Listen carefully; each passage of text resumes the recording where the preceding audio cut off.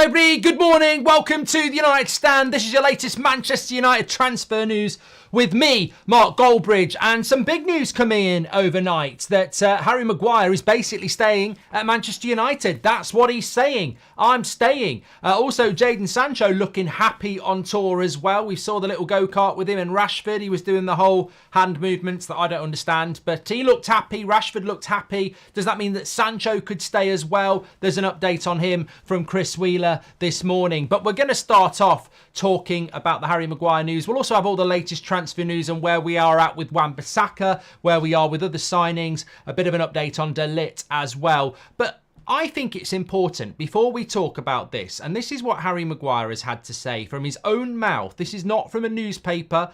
Remember, I said this to you yesterday. I said there is a belief and sources are saying that Harry Maguire will stay at Man United. I said that yesterday. Harry Maguire says it today. You want to know why I know that? Because me and Harry Maguire are tight. We're really tight. People said it's Luke Shaw giving me the team news. It's Harry Maguire. We've always been tight. That's why, I don't know why people can't realise that. But I'm joking, by the way.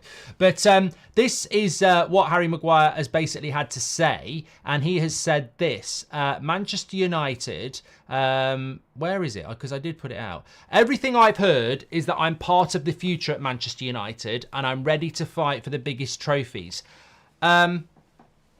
Yeah, I mean, this is a 31-year-old on 190k a week talking about winning the Champions League, which we're not in this season, and the Premier League. So, it's a concern. It's a concern. There's no doubt about that. But what I would say is, and, I don't need to do a poll. Maguire's interview worries me, says Dan. It worries me as well, because I think that as we sort of hit on at the end of the show yesterday morning, when you deep it, and I know people love it when I say that, when you deep it, we've replaced Varane, our best centre-back, with Yoro, who is 18.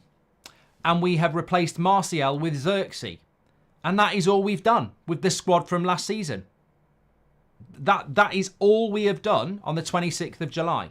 We have replaced Yoro with Varane with Yoro, and Martial with Xerxes. That's it. When it comes to incomings, nothing else has happened. For all the noise and all the bluster, De Ligt's not here. A midfielder's not here. No fullbacks are here. Elise went to Bayern.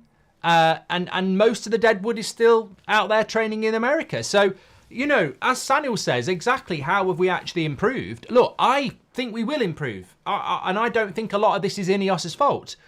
But maybe it's a bit of a time to wake up. For all the noise, how many of those players did we actually buy? The Branthwaite bid, the De Ligt, personal terms, the Ugarte personal terms. Oh, we really like Elise. None of these players are actually at Manchester United. Jadon Sancho's back, like a new signing. You got Maguire saying, I'm part of the future. And I'm sort of like, you know what? What was the big story this summer transfer window? It was Ten Hag keeping his job. For the first few weeks, it was about Erik Ten Hag keeping his job. We still have a manager in year 3 that can't build because he can't dismantle. And I don't care whether you're Jose Mourinho, Ole Gunnar Solskjaer, Van Gaal, Rangnick or Ten Hag.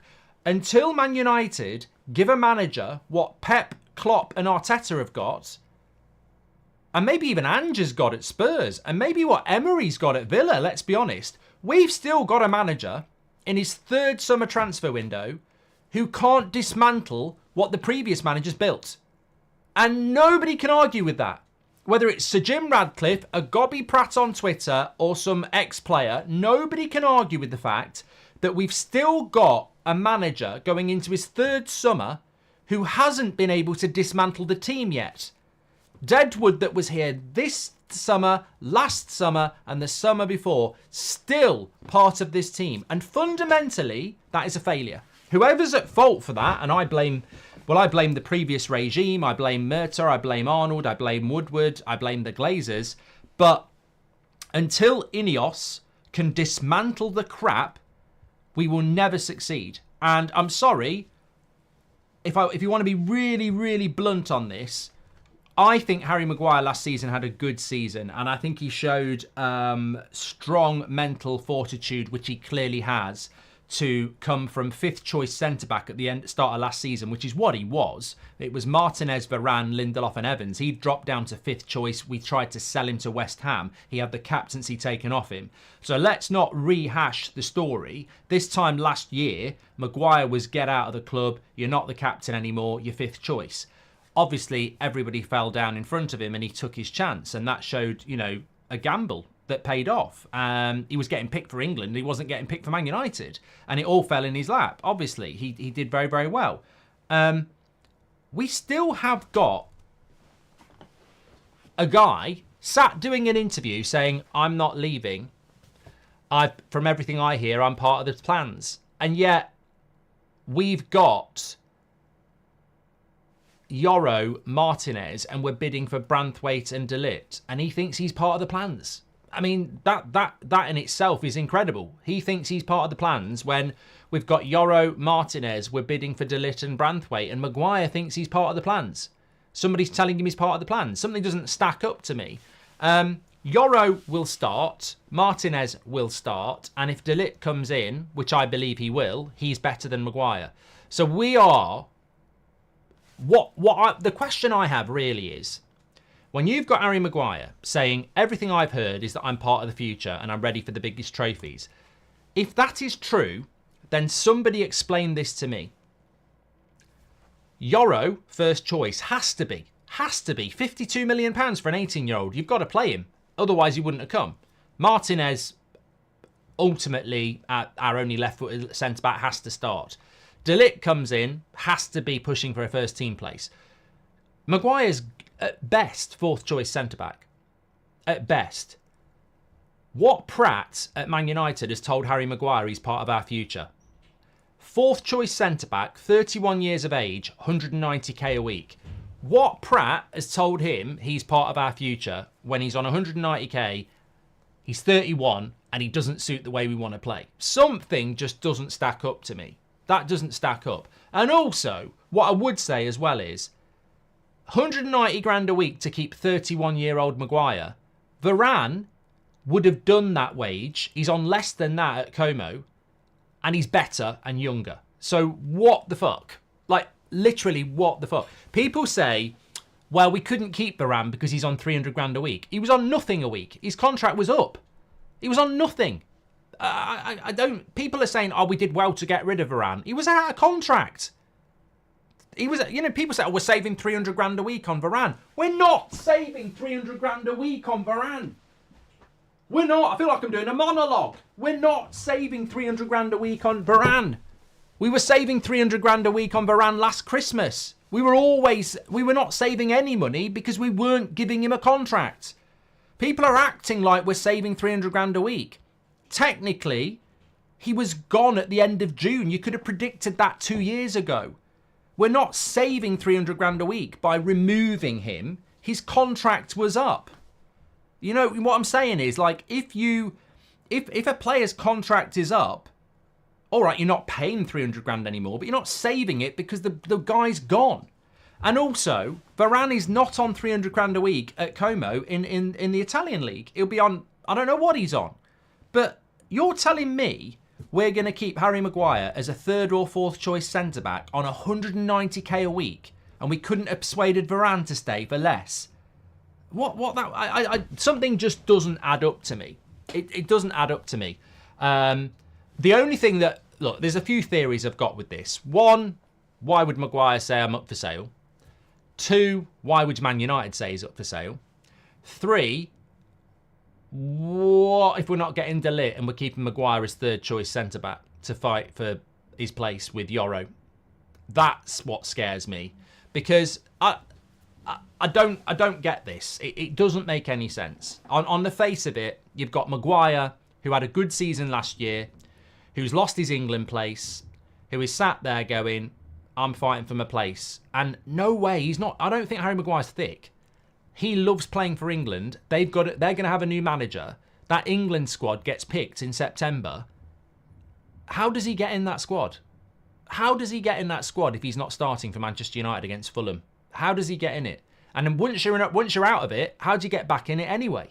He needs to play first team football. The problem here is and I get it. I think Maguire looks at it and goes, well, I was in this position last year. Everyone wrote me off last year. I was 5th choice centre-back last year. Everyone wrote me off. They can write me off again. I'm going to get my head down. I'm going to work hard and I'll be back playing for England and Man United. And that's Man United's problem, because he's not wrong. Last year we did try to sell him and he ended up starting for us and he ended up playing for England. So that's Man United's problem. If we're giving him the vibes that he can get into that team, then we're not being clear enough about the direction of this football club. So I actually don't blame Maguire. I know a lot of people will blame him, but I don't blame him. He obviously looks at last year and goes, I've got a chance of getting back into this team. That's on Ten Hag, that's on Ineos to shut that door. Visibly and verbally. One, you sit him down and say, you're not part of our long-term plans. And secondly, you get De Ligt in now so that he can work the maths out and go, that's Martinez, De Ligt and Yoro ahead of me. So, you know, we need to shut that door. It's not Maguire's fault. It's not McTominay's fault. It's not Eriksen's fault. It's not Wan-Bissaka's fault. Yeah, you can say they lack ambition, but on the other hand, who's going to give them 190 grand a week? And this is what we're talking about. Nobody ever acknowledges the fact that Ten Hag has his hands tied behind his back because he can't dismantle teams that he didn't bloody build. He's been here for 2 years now and he's still using Ole Gunnar Solskjaer signings because he cannot get rid of them because, you know, the club is unable to do it. It's not Ten Hag's job to sell Harry Maguire or Scott McTominay or Christian Eriksen or Jadon Sancho. It is the job of Ineos to do it. But it's not their fault that they can't get rid of players that are on wages that no one else will pay. No one's going to give Harry Maguire 190 grand a week. Like, no one's going to give him apart from us. So we're going to end up in a situation where we're either keeping a player who's 3rd or 4th choice on 190 grand a week, or we've got to try and sell him. And the only way you're going to sell a player like Harry Maguire is by verbally and visibly making him see he hasn't got a future. And then he'll turn to his agent and go, I need to go and play. And we obviously haven't done that, because I think Harry Maguire is somebody that, despite his limitations, is a model professional. And I think if he could see that there's no way back into that team and he's just going to be sat on his arse for a season, you know, playing Europa League or Carabao Cup games for the reserves, he will go to his agent and say, get me a move. But if we're not giving him that, then you can't blame Maguire. You blame Ten Hag. You blame Ineos. Of course you do. If he's sat there saying, and let me read it back to you, if he's sat saying, everything I've heard is that I'm part of the future, well, I'm sorry, that's on Ten Hag. That's on Ineos. If they're telling him he's part of the future, well, you can't blame Maguire. If you're Harry Maguire and you're at Man United and you're on 190 grand a week and you get told you're part of United's future, what are you going to do? I don't believe you. I'm going to go and play for Everton. Like, if he's telling us the truth, let's be clear. That is on the club. That is on the club. I mean, this is a guy who was getting dropped for Luke Shaw as a left-sided centre-back. Johnny Evans was playing ahead of him. Who at Man United is telling him he's part of the future? Because and as fans, we are not moaning here. We have got every right to be a little bit confused, right? You've got Maguire saying he's part of the future and he's been told he's part of the future. You've got an 18-year-old bought in for 52 million. You've got Martinez. You're bidding for De Ligt. You're bidding for Branthwaite. I'm sorry. Am I the only one who's a little bit confused about what we might be doing with our centre-backs? Because what if Everton said yes and Bayern said yes? We'd have Martinez, Yoro, De Ligt, Branthwaite and Maguire and Evans. Oh no, but that wouldn't happen, Mark. That wouldn't happen. It wouldn't happen. Well, what if it did happen? Does Maguire not figure that out? What if we had got Branthwaite and we had got De Ligt? Maguire would be told to go. So are we not getting Branthwaite? No. Are we not getting De Ligt now and Maguire's 3rd choice again? In which case, that's terrifying because that means we fucked up. If we're not getting De Ligt and we're not getting Branthwaite and now Maguire's 3rd choice, that means we failed. That means we didn't get rid of the players that we wanted to, and we didn't get the players in that we did. So it's a little bit confusing at the moment. And I think this just fits in with where we have been for the last couple of days. There's mixed messages coming out of the club and nobody really understands what's going on. And this is pure opinion because we've got lots to get into that's news, I personally think that De Ligt will sign for Manchester United. I think we'll do a deal with Bayern Munich, and I think Ugarte will sign for Manchester United as well. Obviously, that's got nothing to do with the centre-backs. I think De Ligt will sign for Man United, and that's going to put Maguire and Lindelof in a really worrying position because they'll be fourth choice. But at the moment, I don't blame anyone for being a little bit confused by what's being said by certain players. Trey says we need to get rid of these players. I know it's not on Ineos, but they're here now, so they are responsible, says Trey. Look, I think where Ineos are responsible is they didn't give the contracts out. It's not their fault, and I'm very sympathetic to them. But where they are responsible is that they are responsible. They're in charge now. And what the headline I would take away from this is we have a manager that is going into year 3, his 3rd major summer transfer window, and we still haven't dismantled the shit from the past. You cannot give Pep Guardiola, Carlo Ancelotti, Jurgen Klopp, Mikel Arteta, you can't give these managers a big job like Man United and then 3 years down the line, you still haven't got rid of players. And why it's important is you go into season 3, you have huge expectations from the media. You have huge pressure from the ex-players. You have huge pressure from your own fans. Oh, United have got to get top 4. You got Robert McCormack quite rightly saying if they don't get top 4, he needs to be sacked. Absolutely agree that those expectations are correct. But the reality is you're demanding top 4 in progress, and yet he's using players that he doesn't want to use that weren't his players that have been here for 3, 4, 5 years that this club can't sell. And that's a broken system. And that is an unfair system for any manager, whether it was Tuchel if he'd got the job, whether it was Gareth Southgate, whether it was Jurgen Klopp, whoever the Man United manager is, it's an unfair scenario to expect success and consistency when you won't dismantle the shit that's not he doesn't want. So we go into another season where you're using Solskjaer players, even Van Gaal players. So I think that's the point to take away from it. Apparently we've had a Romano tweet coming in. We've also got an update coming in for you around Ugarte and also around Jadon Sancho. That's something to discuss as well.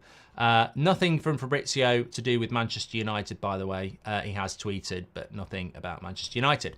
Hi, Mark. Why are you so confident we'll get De Ligt and Ugarte, says Tony. Well, I'll tell you that in a minute. And stuck with Deadwood again, says Jeremy.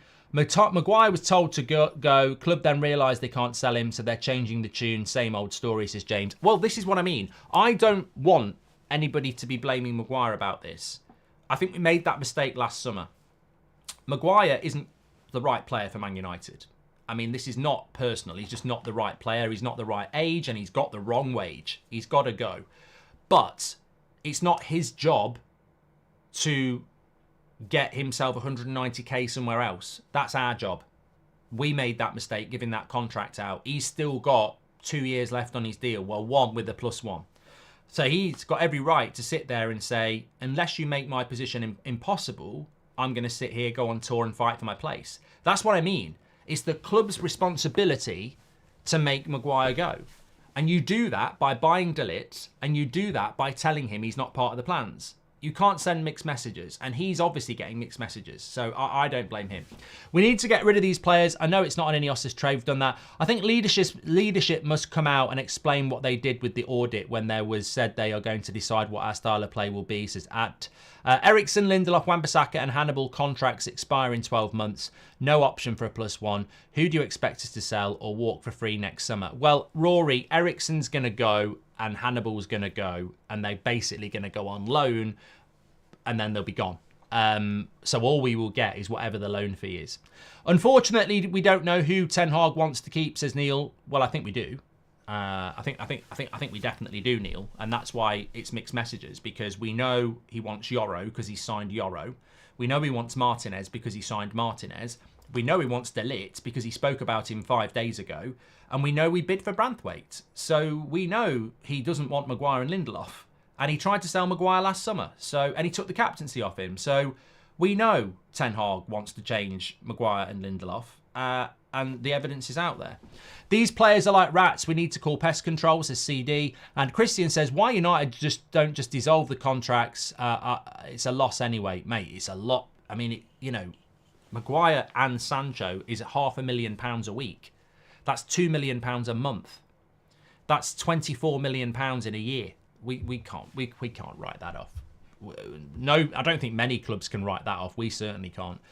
Wages must be an issue, though. I kind of don't mind Maguire staying, given that the last season injury nightmares are still hurting us, says Siddharth. I wouldn't mind Harry Maguire staying if he was open to the fact that he is a backup. But where I have a big problem with it, Siddharth, is that we should have kept Varane. Varane would have been a better tutor to Yoro, and we could have got Varane to stay on 150 grand a week and got rid of Maguire, who's on 190. You cannot pay somebody 190k a week to be a backup centre-back, full stop. I don't care whether you're Harry Maguire, Sergio Ramos, or bloody, Bambi. It doesn't matter. Patrick Lynch, worrying still is not only the Deadwood still here, but they still believe that they have a place at the club. Well, yeah, and I agree with that, Patrick. That's not the players' fault. This is not the players' fault. This is the message from the top. If these players are sat there, if I was Ineos this morning and I saw what Maguire's just said publicly, he's made them look stupid. Because he's said, from what I'm hearing, I'm part of the future. But from what we're hearing, and it's a great point by Patrick, it's not Maguire's fault. Maguire is only telling the truth. From what he's hearing, he's part of the future, right? From what I'm being told, I'm part of the future. And yet Ineos have bid for Branthwaite, De Ligt, and bought Yoro. So a guy on 190k a week who doesn't fit our style of play and is 31, you've told him he's part of the plan as well. It makes Ineos look stupid because we've already got evidence of bids for other centre-backs. So what's going on? Are they failing? Has Maguire been told this week he's part of the plans because we can't get De Ligt and Branthwaite, so we've bottled it? This is the... If I was Ineos, I wouldn't be happy with that this morning because I'd be like, that sends a mixed message to the fans, and we've been doing really well over the last few weeks, and that sort of sends a bit of a different message. And as I said at the start of the video, bottom line is, for all the positivity, the cynics will say you've replaced Varane with Yoro and Martial with Xerxes. That's all you've done. Oh, and you've sold Greenwood, who wanted to go. You've sold Donny for bus fare, and Kambwala wanted to go as well. You've sold nobody, really, and you've only bought replacements for two players that were leaving on a free. So there's a lot to be done. Mark, thank you for keeping this community united. Big love from Albania, who loves California. That's from Illa. Oh, don't forget, you might not have seen it if you were woken up this morning. Beth, what a location. What a location that was. Ryan and Beth out in LA. They were live at UK time 3 a.m, but a good time for the LA crew. So keep an eye out for those streams. They're going to be live streaming out there from LA as well. What's sad is our backup players will earn more than our first team. This transfer window will only be good if we get rid of 8+ players, says John. I would take Lindelof over Maguire every day, says Neil Curran. Well, actually, just a bit of a niche... either or there. Who would you rather keep, Maguire or Lindelof? On his Instagram, he looked like he was offered a 5-year deal, says Parker. And Josh Wright, morning Mark, reports that PSG are close to signing Neves for 70 million. Why aren't we going for him if that's the #1 target, says Josh. We're going to talk about that. Oh, here we go. Nashrick says, which one would you want to keep, Maguire or Lindelof? I mean, the bottom line is they're both overpaid. I would keep Lindelof because I think Lindelof is more suitable as a backup. I don't think Maguire's a backup. I think Maguire has to start. I think Maguire would start for West Ham and be a good player for West Ham. I think he'd start for Everton and be a good player. Harry Maguire, his personality, he is not a bench player, centre-back for me. So I would keep Lindelof and cash in on Maguire. You get more money for Maguire as well. Some of these players rate themselves higher than they are due to the wages we handed out. I make 150k plus the club thinks I'm good is their mentality, says Toad. Why not terminate the contract? Too expensive to do that, Abdul. Genuinely don't think Maguire has been told he's wanted. It's just him pushing to stay because of his wages. He'll get half of that anywhere else, says Scott W. Ten Hag cannot be sacked if we don't get top 4. That would be diabolical, says Trey. When are Mainu and Bruno back in training? I think they're due back next week, mate. Hi, Mark. I've done that one as well. Okay, right. Jadon Sancho. Let's talk about Jadon Sancho next. So this is the latest on Jadon Sancho. Then we're going to talk about Ugarte. Make sure you smash a like and subscribe, by the way. Loads of content on the United Stand at the moment. We've gone up a gear, so please do subscribe. We've got the live streams from LA. We've still got the 10 o'clock show, the 2 o'clock show, Friday night, 8 o'clock show. Let's have a drink. Tomorrow night in the early hours, it's Man United against Arsenal watch along.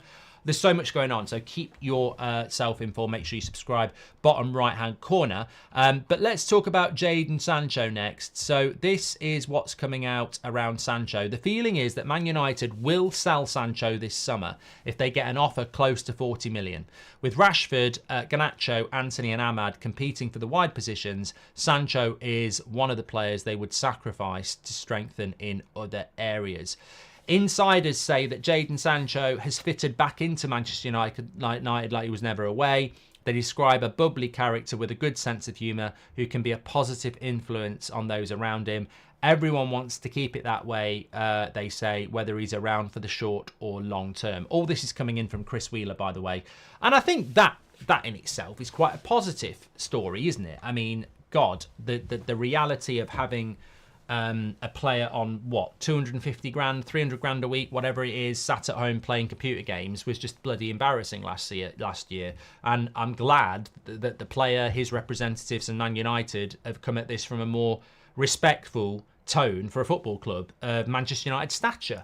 You know, it's not Jadon Sancho FC, it's not Ineos FC, it's not Eric Ten Hag FC, it's Manchester United. And this football club, and you think of some of the greats that have played for it, would never have that scenario going on.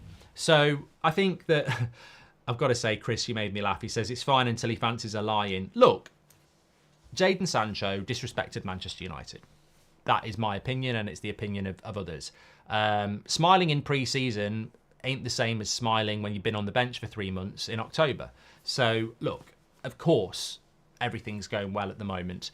Things will change when the transfer window closes and we start playing games that matter. You know, turning it on against Liverpool tomorrow night would not surprise me. Arsenal tomorrow night. He did it last summer. Like, we've walked this path before. And the article by Chris Wheeler is absolutely correct. I'll say what I said last summer. Jadon Sancho played really well in pre-season last summer, and a lot of people getting excited, pre-season Pirlo and all that shit. But I remember saying this, and it got quite heated, which is fine. Where does he start for Man United? Like, where will he play for Manchester United? And that's the most important thing for anybody. We could say the same about Maguire. Like, it's all right saying you're part of the plans and you're going to fight for your place, but where will you start unless we have an injury crisis, like, you know, Squid Games? It's like, that is the only scenario you're getting into this team, is when we genuinely don't have anybody else, because it will be Rashford and it will be Garnacho and it will be Ahmad and it will be Antony. Those will be the four wingers, so you're not getting in there. If you fancy yourself as a number 10, which you're not because you don't work hard enough defensively, it will be Bruno and it will be Mount, and you won't be a false 9 because we've got Xerxes now. So there is no way for him into the team. I think he knows that himself. I think he wants to go as well. So I think what we've got here is a really good situation for Sancho and for Manchester United. He's smiling, United is smiling, he's on tour, and everyone knows for the next month he'll be happy because he'll play a bit of games pre-season, and, you know, hopefully in the next 2 to 3 weeks we will get some sense of whether he's going to go or not. But I think the best chance for Sancho to go is this scenario. You know, to see him smiling, playing is the best scenario. I also think it's great for people like Ahmad and Antony, who I'm looking forward to seeing more of tomorrow. I think the battle for the winger places is really intriguing. We have got 5. Ericsson spoke up as well, says Robert. I'll have a look at that. We will regret not selling Sancho after playing a final, especially if he won't be a regular starter this season. We'll be offered less next season, says Ricky. I think the great thing is that Sancho knows he wants to play football as well, and he probably knows his chances at Man United aren't great. I also think we all live life in different ways, but I don't think Ten Hag and Sancho, they can smile as much as they like, but I don't think they trust each other. I genuinely don't think they do. And I think it's hard to rebuild that. C says, Mark, with Maguire's contract expiring at the end of the season, do you think the club will take up the 1-year option? I don't think. I think that's a great question. He's on 190k a week. Would you take up the 1-year option? I don't think they will. I don't think they will, but I don't know. In my opinion, he's picking a wage over game time, says Fozzie, with regards to Maguire. Who's to say even if he were fourth choice, he wouldn't refuse to leave? His version of events just make no sense. And why not? We've done that as well. I'll find these Ericsson comments, but I did just want to talk to you about Ugarte. Fantastic show last night with Kev. And obviously he was reacting to a story that wasn't a here we go for Manchester United. It wasn't even a here we go for PSG, but we're about to get a here we go on João Neves to the PSG. Now, there's two aspects to this. The first one is that Manchester United do like João Neves, and he's going for 70 million euros. So why are Man United not jumping in on that deal? Well, it also involves players going the other way, doesn't it? It looks at...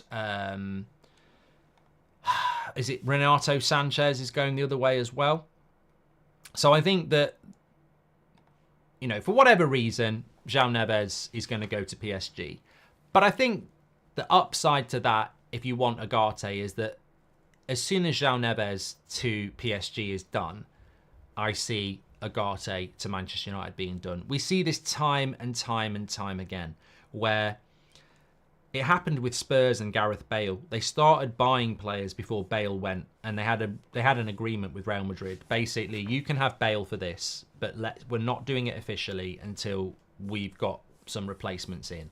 And I think PSG and Man United have a deal in place, but what they're doing is they're saying, look, this Benfica deal with João Neves it's shaky because he's got a 100 million release clause, and Benfica, if we sell Ugarte to you before we've done a deal with João Neves, Benfica might start playing games. So I think Man United have got a deal done with Ugarte that is dependent on João Neves going to PSG.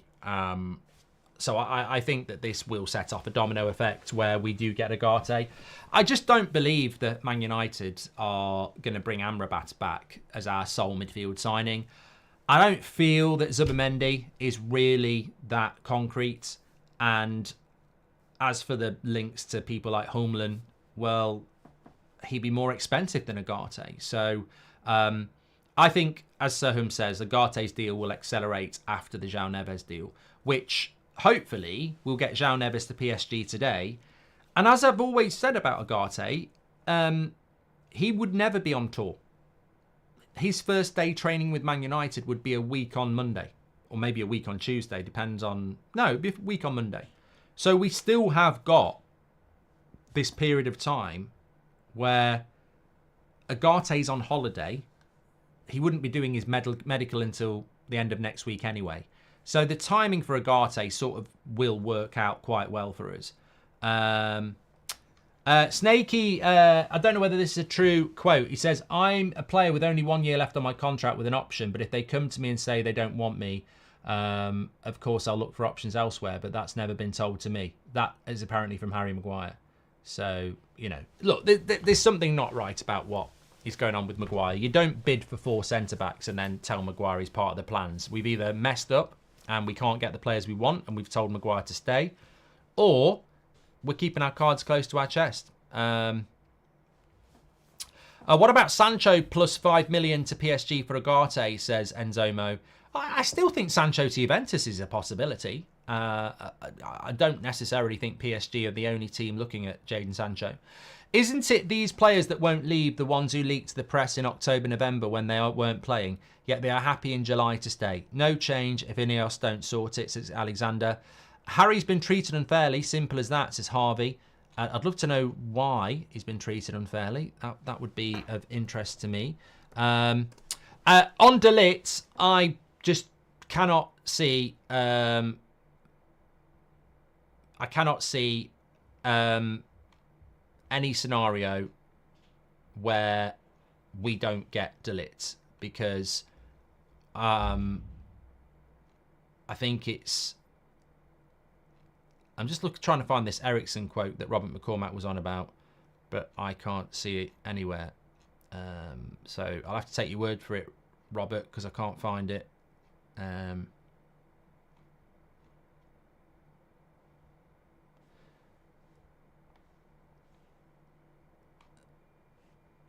mean, Christian Eriksen staying at I mean, look, I'll talk about that in a moment. In relation to De Ligt, well,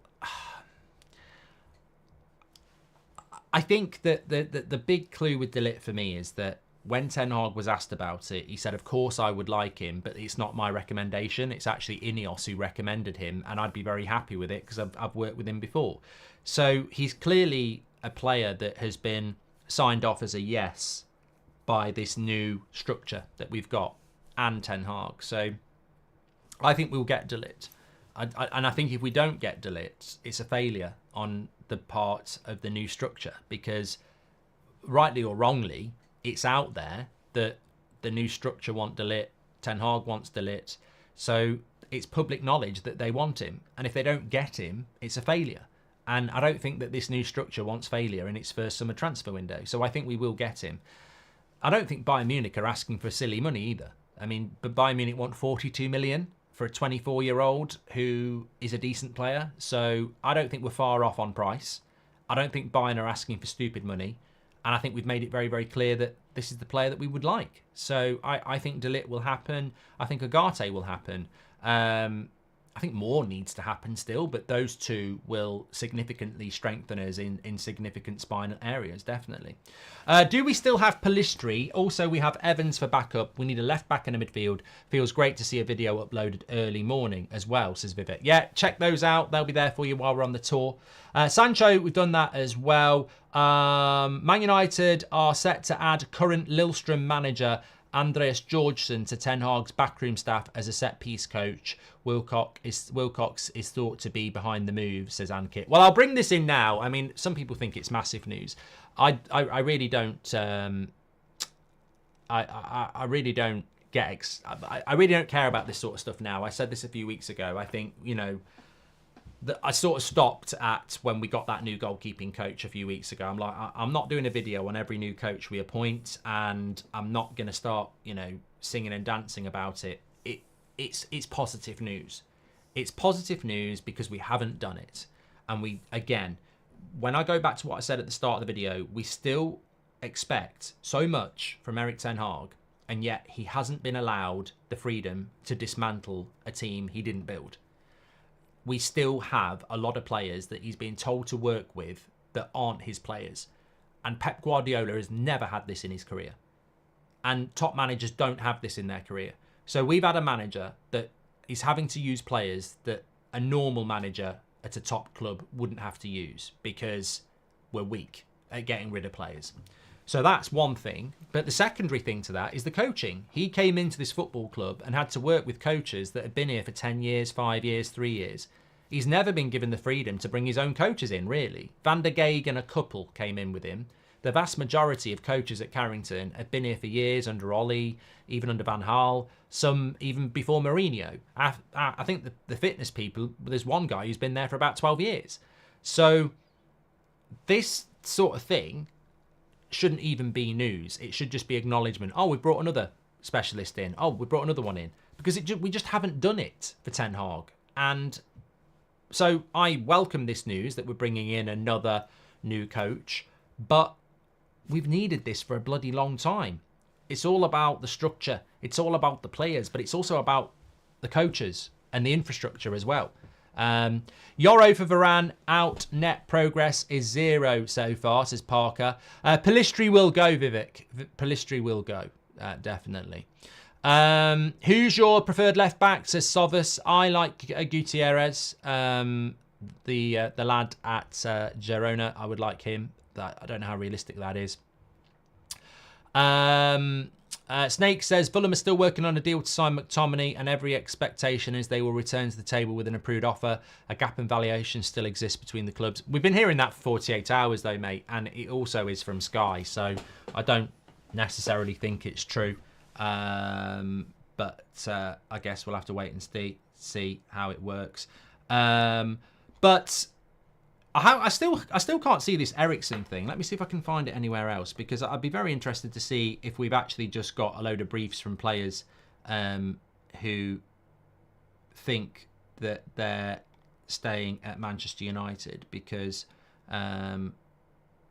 Ajax, I know, are moving on a deal for Eriksen, but I can't see anything anywhere about him saying that he's staying at Manchester United. I mean, look, yeah, again, I think what we're looking at is a scenario whereby you've got to verbally tell the player, which ain't always easy. You've got to verbally tell the player, and you've got to visibly show the player that the pathway to the first team just isn't there. And I think you verbally say, look, I can't promise you game time this season. That's just the way it's going to be.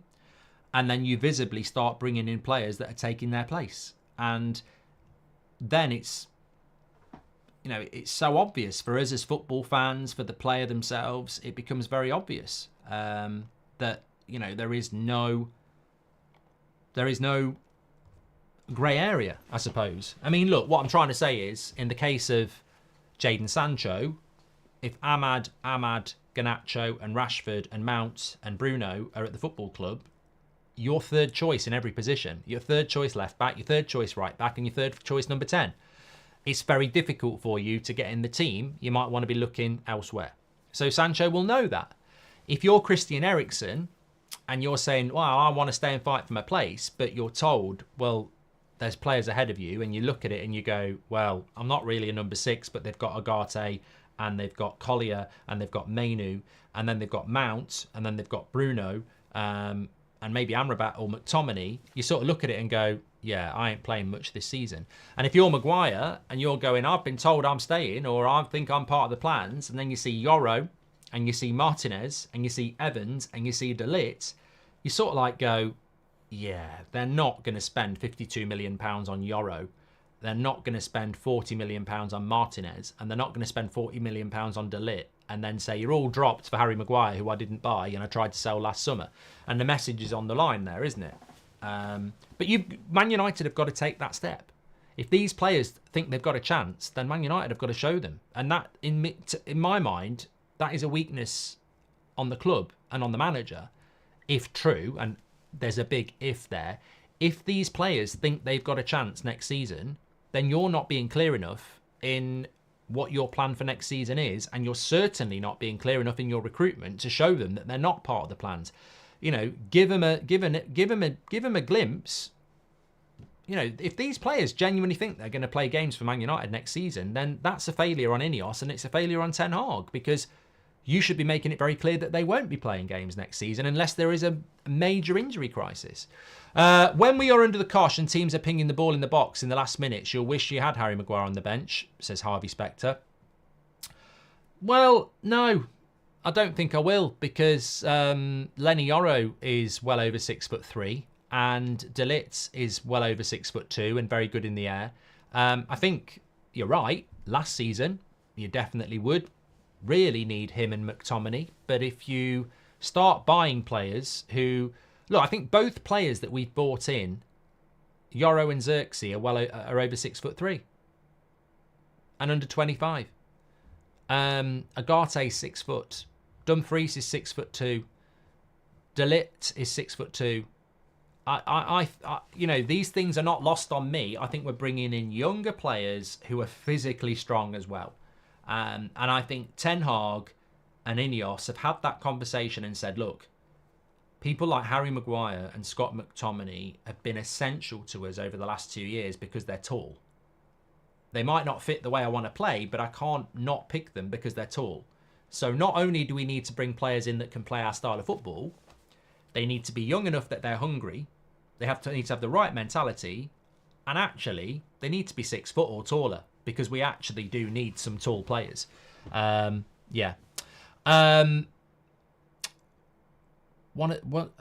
Eriksen is at the bottom of Maguire's interview on Sky Sports News, says Rory C. Can somebody just tell me the quote? It'd just be a lot easier. Caught end of it on Sky was talking about happier, says Robert. If somebody just tells me what he said, I can react to it, because I can't find it.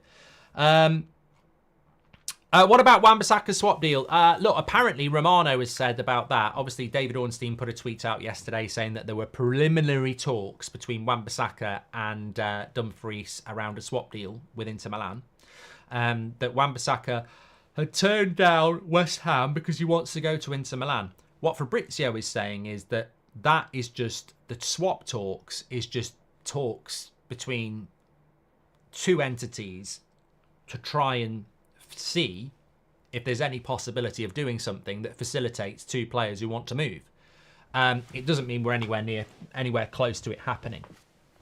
I think what we have is a scenario where Inter want Dumfries to go, Man United want Wan-Bissaka to go, and Wan-Bissaka wants to go to Inter, and Dumfries wouldn't mind coming to Manchester United. So I think that is sort of where we are.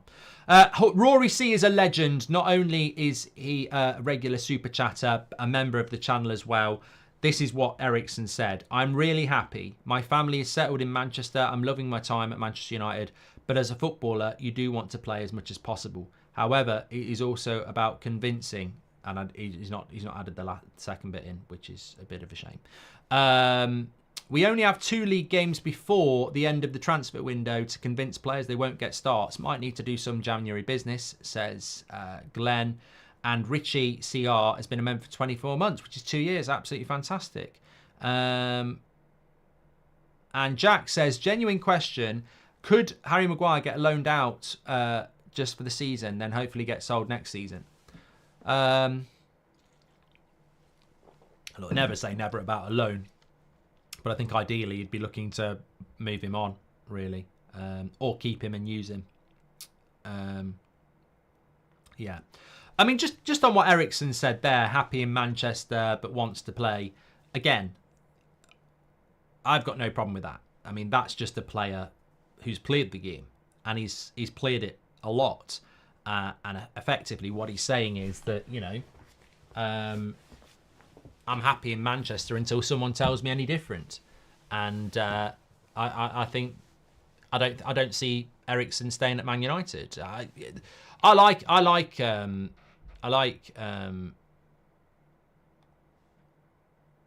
Ericsson, but I didn't like him last season as a player. I think people forget how good Ericsson was before the Andy Carroll tackle. I thought he was everyone just says Ericsson's not an 8, and you know I completely agree. I always thought he was a 10. I was confused when we played him as an 8. But up until that Andy Carroll tackle, Casemiro, Ericsson and Bruno worked quite well in that first 6 months of Ten Hag's first season. I mean, we finished 3rd in the league. So it did work. It didn't work last year. I mean, the amount of goals we conceded because he was out of position for cutbacks and stuff. But the Andy Carroll tackle destroyed Ericsson's ability to play as a number 8. I think he's a 10 now.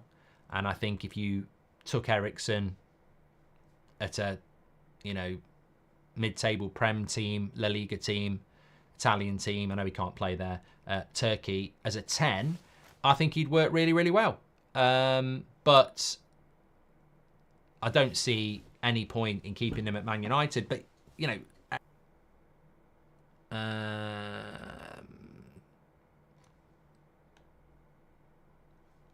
I can't find it. It's amazing when it's Man United, you can't move for what the wages are going to be. I just wondered what Varane is getting paid by Como. And I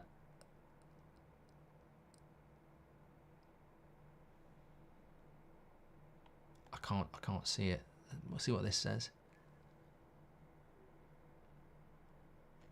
Ila took a massive pay drop to go there, though. 100%. 100%. Okay. We only have 2 league games before the end of the transfer window to convince the players. That's okay. Apparently we froze there. Don't know what went wrong. Shouldn't be freezing on this stream setup. Should be working absolutely fine. If Ericsson had never got that tackle from Carroll, he would still be our best midfielder, says Leon. And Ericsson wasn't playing that good even before the Carroll tackle, says D. Freezy. Well, I disagree.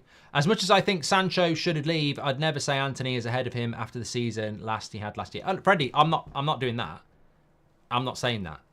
You know, There is no doubt. Look, Jadon Sancho, if he actually played at the level he's meant to, is better than Rashford and better than Antony, 100%.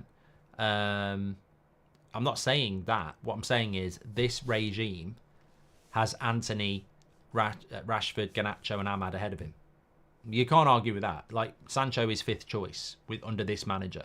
So, Lindelof or Maguire? Interestingly, 56% of you would go Lindelof. 44% of you would go Maguire. There we go. Which I actually thought would be more Maguire. But, yeah. Look, I'm going to say this. We'll sign De Ligt and we'll sign Ugarte. And if you sign Ugarte and you sign De Ligt, I don't see how Eriksen or Maguire really get any game time next season. So maybe that's what needs to happen. Have you worked out why we bought Mount, as Harvey? Great point, Harvey. I was thinking it exactly when I said about Sancho last year, when he had the good pre-season and everyone was like, oh, he's cooking. And I was like, it doesn't matter what he's cooking. He could be cooking the best lasagna in the world. Where does he start for Man United? I couldn't figure out where Jadon Sancho last summer, after a good pre-season, was going to get into the team. I just couldn't see it, because it was always, for me, going to be Garnacho and Rashford, and it was. This season, it's even harder, because Ahmad's better than him. So I just don't see a place for Sancho in the team. But also, you're right. Where does Mason Mount start for Man United? I don't see where Mason Mount fits in either. I'm very happy we've got Mason Mount, because I want a bench that's got the quality of Mason Mount on it. I haven't got a problem with Mason Mount staying, but I can't see where he starts for Man United. I really, really can't. Yeah, I just can't see it. I think what I would say is, I do see a scenario in the next 2 years where Bruno maybe does take the Saudi money. Maybe he does. After the World Cup, in 2 years' time, maybe Bruno at 32 says, I'm off to Saudi. And then Mason Mount's the heir to the throne. But in the immediate future, I don't see where Mount starts, and that's the challenge. But I'm not unhappy to have Mason Mount on our bench. Some people would say £55 million and a number 7 shirt. He wasn't bought to be a utility player, and I would say you're absolutely correct. I think Mason Mount was bought to play with Casemiro and Bruno, but it didn't work, and it doesn't work. So I think maybe we adapt, but who knows? You know, that's the challenge of Mason Mount, isn't it? Take care, everyone. Make sure you smash a like. I'm back at 2. Subscribe as well. And a big weekend coming up. Obviously, Manchester United will be playing. We've got our first US tour watch-along coming as well. And we'll be updating you. I presume there's Ten Hag press conferences and stuff we need to find out about as well. I know there's an open training session today, but remember, they're 8 hours behind in LA. So in LA, the time is currently coming up to 3 a.m. in the morning. So by the time they have their open training session, it'll be our night time. It might actually be early hours for us. Weird. You've got to get used to it. Take care, everyone. Have a great day, and I'll speak to you all in a bit.